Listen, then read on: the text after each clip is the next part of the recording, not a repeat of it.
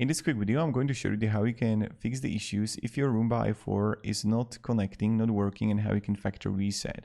So the first thing that you can try to do, you can try to reboot. And what you need to do is get it out of the dock and just hold the clean button for about 20 seconds.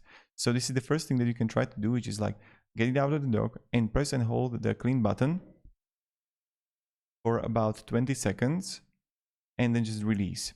And then this is like for the rebooting, and for the factory reset, you want to press the home button, then the clean button, and also with the spot button, and press and hold it for about again 20 seconds at the same time. What will happen that the clean button will illuminate and it's going to change, it's going to maybe like tell you something, and that's how we're going to do it. So we're going to press the home, the clean, and the spot button at the same time. You're going to press and hold it, and that's it.